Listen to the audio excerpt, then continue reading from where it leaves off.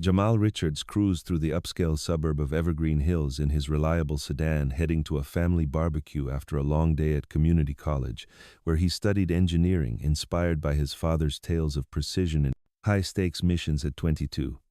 Jamal had absorbed every lesson from Commander Darius Richards, a Black Navy SEAL with 25 years of service. Stay calm, be respectful, know your rights. The sun dipped low as blue lights flashed behind him. Jamal checked his speed under the limit, signaled, and pulled over smoothly, hands on the wheel. Officer Kyle Bennett approached, flashlight beaming hand on his holster, his mind already made up by the sight of a young black man in this affluent area. Bennett, 45, with a record of complaints dismissed by his department, saw suspicion where none existed. License and registration. Bennett barked. Jamal nodded politely. Officer, may I ask why I'm stopped? Faulty signal, Bennett snapped. Though Jamal knew it was fine, Jamal announced his movements, reaching slowly for his glove box. But Bennett's tension escalated. Step out. Bennett ordered. Jamal complied, hands visible. This seems unnecessary, officer.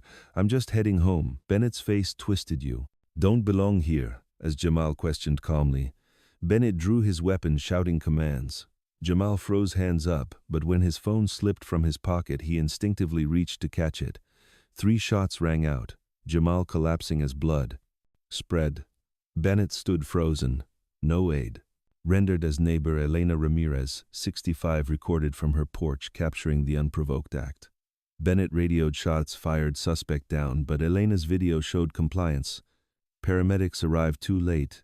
Jamal was gone at Naval Command. Commander Darius received the call, his world shattering, but training kicked in. He closed his eyes, activated Eagle Protocol. A network for justice calls went out to veterans, surveillance, legal media. Darius drove home grief, channeled into action as his team mobilized. Bennett at the precinct faced routine protection statements, adjusted union lawyer, assuring cover, but whispers of the video spread, and Darius's contacts began probing Bennett's history of bias. Elena uploaded the footage, viral within hours, sparking outrage at home.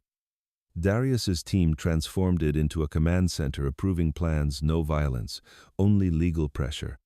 Bennett relaxed at home. Unaware, shadows watched the chapter built tragedy through the stops escalation, immediate aftermath, and protocol launch, focusing on emotional undercurrents and setup for pursuit without resolution, emphasizing personal losses and initial institutional shields as the news of the shooting spread like wildfire across social media platforms. Elena's video amassing millions of views in mere hours, with hashtags demanding justice for Jamal trending globally. Commander Darius coordinated from his transformed home office his team of veterans, each bringing specialized skills to bear on the situation. Captain Andre Torres, a former Marine with expertise in urban observation, set up surveillance posts around Bennett's residence using discreet vehicles and high-tech binoculars to monitor every movement without alerting the target. Major Elena Vasquez, an intelligence analyst, delved into public records and department databases, uncovering Bennett's pattern of dismissed complaints involving similar stops that escalated unnecessarily. Her findings compiled into a dossier that would later form the backbone of legal arguments. Vanessa Torres, the civil rights attorney on retainer, filed immediate motions in court for preservation of all evidence from the scene, including bodycam footage and vehicle data, while preparing grounds for a wrongful death suit against Bennett. The department and the city media specialist Marcus Lee, a former Army public affairs officer, crafted press releases and coordinated with sympathetic journalists to amplify the video's reach, ensuring it reached national outlets without sensationalism, but with factual emphasis on the discrepancies between Bennett's report and the footage. Bennett, meanwhile, felt the initial waves of protection from his department superiors, assuring him it was a clean shoot, and the union lawyer Gregory Simmons promising to handle any fallout. But as the video gained traction, whispers among colleagues turned to distance, some avoiding his calls, others expressing private doubts about the clarity of the recording. His wife, Mia, noticed the change in Maya's atmosphere at home, arguments sparking over whether he had followed protocol, her concerns growing as she watched the video loop on news channels. Bennett dismissed it as edited or out of context, but the seed of isolation had been planted. Darius's network expanded, with more veterans arriving, offering skills in digital forensics, psychological profiling, and community outreach. One team member, a retired FBI agent, liaised with federal contacts to monitor for any attempts at evidence tampering, while another, a communications expert, set up secure lines for tip collection from anonymous sources. The public's response swelled with peaceful vigils forming at the shooting site, candles flickering, as community leaders spoke of systemic issues without inciting unrest. Darius approved a statement released through Vanessa, emphasizing the pursuit of justice through legal means to maintain public trust and avoid escalation. Bennett's paranoia began subtly with unfamiliar cars on his street and persistent media presence outside his home, his sleep interrupted by anonymous calls that disconnected upon answer, each element carefully calibrated by the team to apply pressure without crossing legal lines. The chapter explored the network's activation and Bennett's growing isolation through coordinated efforts and psychological impacts, focusing on the strategic buildup of evidence and public pressure without direct confrontation, emphasizing the contrast between Darius's methodical approach and Bennett's crumbling confidence as the narrative set the stage for deeper repercussions.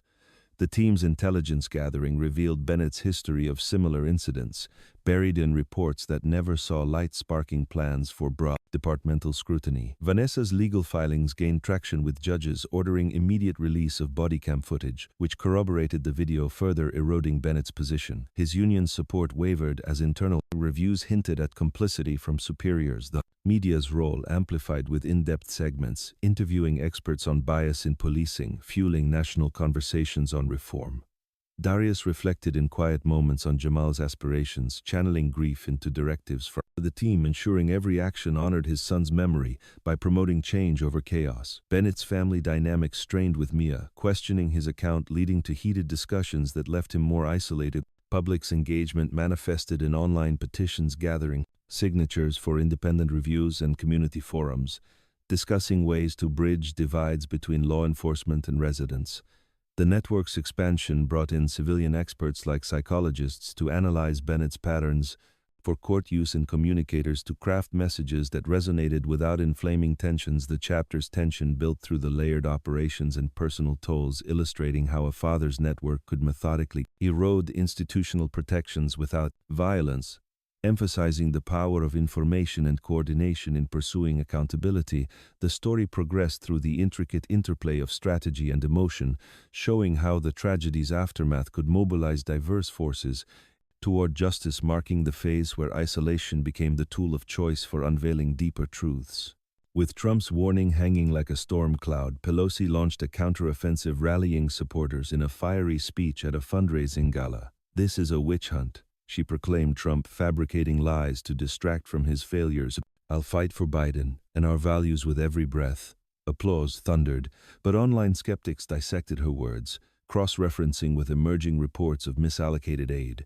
Trump, undeterred, used a town hall to amplify Nancy claims protection, but who's protecting the taxpayers from her schemes? He cited anonymized audits showing discrepancies in her oversight, committees' funds vanishing into consultancies linked to allies. The backlash brewed constituents in her district long overlooked, organized petitions demanding audits, their stories flooding local news, crumbling schools. While Pelosi's events glittered, Rubio's team fed selective intel to oversight bodies, revealing patterns of favoritism in contract awards. Pelosi's inner circle frayed, a long-time aide leaked, concerns about irregular reimbursements sparking internal bar probes. She hit the airwaves, dismissing it as partisan attacks, but her evasion on specifics fueled fire. Reporters unearthed travel logs showing luxury trips tied to dubious donors. Trump tweeted strategically. Nancy screams defense, but her silence on millions missing speaks volumes. Hashtags like Expose Pelosi trended, viral memes juxtaposing her opulence with district decay. Allies peeled away. Senior Democrats issued cautious statements, urging transparency without endorsement. Pelosi's desperation showed in a late-night interview. Trump's threats are criminal, but when pressed on tone, justified, framing. Hayes cracked. They think superior jury out 3 hours. Guilty, all counts. Sentencing Judge Maria Lopez lectured, betrayed oath enabled by system, 18 years. Hayes led away, broken. Marcus observed thoughtfully. Accountability start. Pelosi's fundraising dried up donors, citing ethics risks. She attempted damage control via op-eds, portraying herself as a victim of smears. But fact checks dismantled claims, revealing inconsistencies in her declarations. The backlash crescendoed with ethics committee summons, her testimony evasive under scrutiny. Trump let it simmer, His addresses focusing on empowerment, the people hold the power, demand better. As alliances crumbled, Pelosi isolated the chapter, explored the psychological siege, media amplification, and grassroots uprising, delving into interpersonal betrayals and strategic retreats, without overlapping prior warnings, emphasizing the human cost of exposure through fractured relationships and eroding legacies. As the scrutiny intensified, Pelosi found herself navigating a labyrinth of legal consultations, her attorneys poring over records to counter emerging allegations, but each discovery unearthed more questions about overlapping interests in policy decisions and personal investments. The public discourse shifted from political theater to calls for structural audits, with think tanks releasing reports on congressional accountability, highlighting loopholes that allowed such entanglements. Trump's team coordinated with independent watchdogs, releasing timelines of her committee votes, aligning suspiciously with donor contributions. The narrative gained traction through documentary-style videos circulating online, featuring interviews with affected residents in her district. One elderly teacher shared how promised education funds never materialized, while another small business owner recounted lost opportunities due to diverted grants. Pelosi's response evolved to include community outreach attempts, visiting local centers to reaffirm commitments, but crowds thinned, whispers of disillusionment growing. Her once commanding presence now met with skeptical eyes. Allies in media, who had long amplified her voice, began hedging segments with balanced panels, including critics. Her press secretary fielded increasingly hostile questions, deflecting with references to her legislative achievements. But the focus remained on the discrepancies. Donors who had bankrolled her campaigns issued public withdrawals, citing fiduciary responsibilities.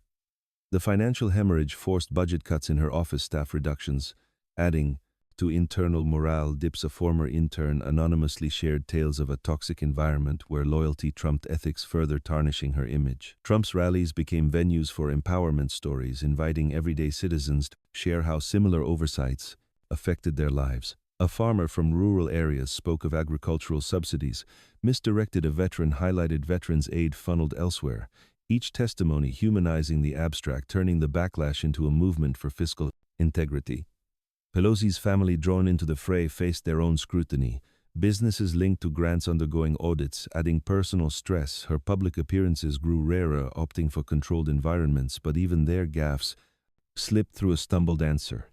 On a radio show about specific allocations, fueling more memes and analyses, the Ethics Committee's preliminary findings leaked, suggesting violations of House rules, prompting resolutions for censure. Her caucus convened closed-door meetings, debating support versus distance. Some longtime colleagues expressed private regrets over past endorsements. The unraveling manifested in physical toll visible in her weary demeanor during rare sightings. The chapter delved into intricate fallout of exposures through media cycles, personal isolations, and shifting power dynamics, without retracing the initial warning, emphasizing the human dimensions of vulnerability, resilience, and the inexorable tide of accountability that reshaped not just one career, but the expectations of public service. The narrative progressed through the cascading effects of truth's momentum, illustrating how one moment of defiance could spiral into a comprehensive reevaluation of leadership and trust in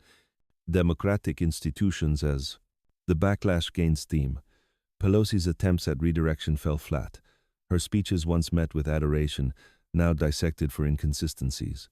Allies who had shielded her in committees began voting neutrally on related bills, signaling the tide's turn. The media's role amplified, with investigative series tracing fund flows through public records, crowdsourcing tips from former staffers, each revelation building on the last, like layers of an onion peeled back to reveal core flaws. Trump's strategic silence on certain days allowed the story to breathe organically, letting public outrage fill the voids. Her district's local elections saw challengers rise, promising audits and reforms, drawing crowds that dwarfed her events. Psychological siege manifested in her private moments, doubts creeping during late-night reviews of polls, showing approval plummeting. Her family's support strained as scrutiny touched their lives, adding personal stakes to the professional peril. The chapters focus on the multifaceted cracks from interpersonal fractures to institutional hesitations, crafted a portrait of a legacy under siege without repeating earlier verbal spars, emphasizing the evolving dynamics of power's erosion through collective awakening and the persistent push for clarity that defined this phase of the unfolding drama. As Pelosi's world contracted, she turned to private reflections, journaling thoughts on decades of service now questioned by the very people she aimed to help. Her aides loyalty tested, some resigning with heavy hearts. Citing moral conflicts, the backlash's human face emerged in stories of individuals empowered to speak out. A retiree who had volunteered for her campaigns now leading recall efforts, sharing tales of disillusionment. A young activist inspired by her early work now campaigning for change, citing the need for fresh voices. The media's evolution from amplification to introspection saw anchors hosting panels on ethical journalism, admitting past oversights. In coverage, Trump's narrative of empowerment resonated in underserved areas where residents formed watch groups to monitor local spending, bridging gaps between communities and officials. The scrutiny's ripple extended to other figures, prompting voluntary disclosures from peers aiming to preempt similar fates. Pelosi's isolation deepened with cancelled invitations to events she once headlined, her influence waning in subtle ways like ignored calls from former Prejudice. The chapter's exploration of personal and societal fractures through individual narratives and institutional shifts ensured a layered progression, emphasizing the renewal of civic engagement through empowered voices and the redefinition of legacy in the face of accountability.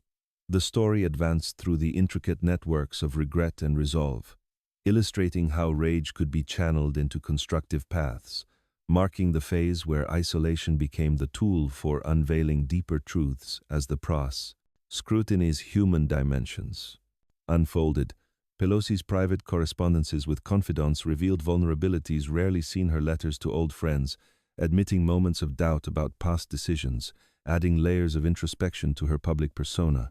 Vance's quiet advocacy continued through behind-the-scenes meetings with lawmakers, crafting bills that would institutionalize transparency measures.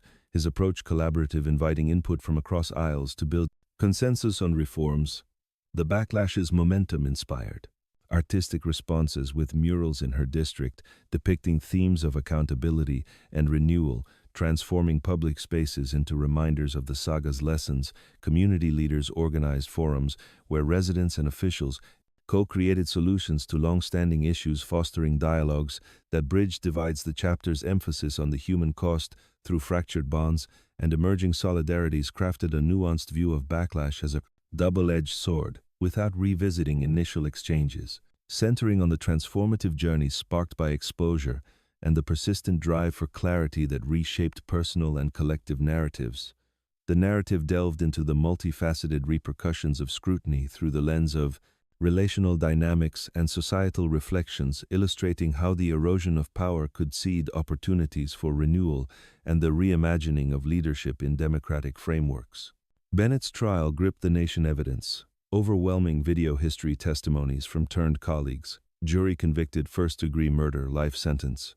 Darius's impact statement focused on systemic flaws, not hate. Civil suit yielded millions for the Jamal Richards Foundation, funding reforms, bias, training oversight boards. Darius retired to lead partnering with departments for protocols. Bennett's family received aid scholarships, Darius meeting them. Healing reforms spread federal bills for CAMs, reviews, global adaptations. Vance's summits, united voices. Trump's legacy and trust gains. Harris contributed anonymously to ethics. The chapter chronicled the forward surge of reforms, community empowerments, and reflective growth, without prior confrontations, centering on innovative rebuilds and the lasting ripple of ethical renewal across institutions and lives. As the aftermath unfolded, Bennett's conviction opened floodgates for broader probes. Federal agencies launched comprehensive reviews into departmental practices, uncovering networks of complicity that extended beyond one officer to supervisory chains and policy loopholes. Darius's foundation became a hub for these investigations, providing data analytics tools that mapped patterns of misconduct across jurisdictions, helping prosecutors build cases against enablers like Bennett's captain, who faced charges for falsifying reports. The revitalization phase saw communities reclaiming oversight through citizen academies where residents trained alongside officers in de-escalation techniques, fostering mutual understanding and reducing tensions. Vance's role expanded to international consultations, advising on adaptable models for countries grappling with similar issues like police community divides in urban centers. His summits evolved into annual global forums, where diverse stakeholders from activists to law enforcement leaders co-developed strategies for equitable policing. Trump's administration legacy manifested in policy blueprints that influenced successor initiatives emphasizing data-driven accountability with dashboards tracking reform progress in real time. Harris's anonymous contributions funded research into psychological impacts of bias training, leading to customized programs that addressed cultural nuances in different regions. Their son's growing curiosity about fairness inspired family-led workshops for youth, teaching early lessons in civic responsibility and ethical decision-making. The probe's depth revealed interconnected webs of influence, prompting overhauls in union practices to prioritize integrity over unconditional defense. Bennett's family in their healing journey participated in restorative circles with affected communities, sharing perspectives that bridged divides and humanized the process.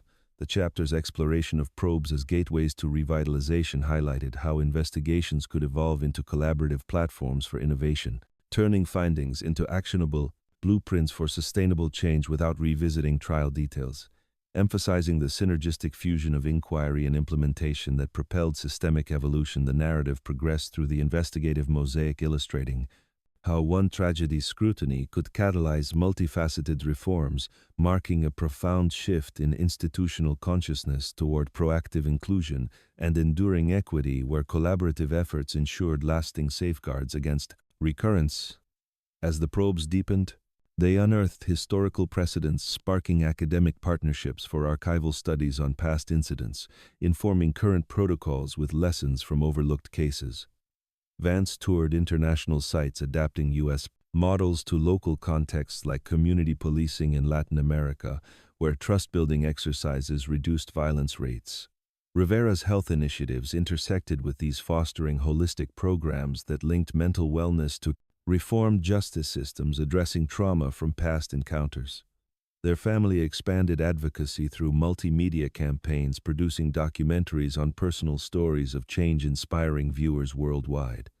Trump's reflections in public forums emphasized the role of persistent inquiry in maintaining democratic health, crediting the collective vigilance for sustained progress.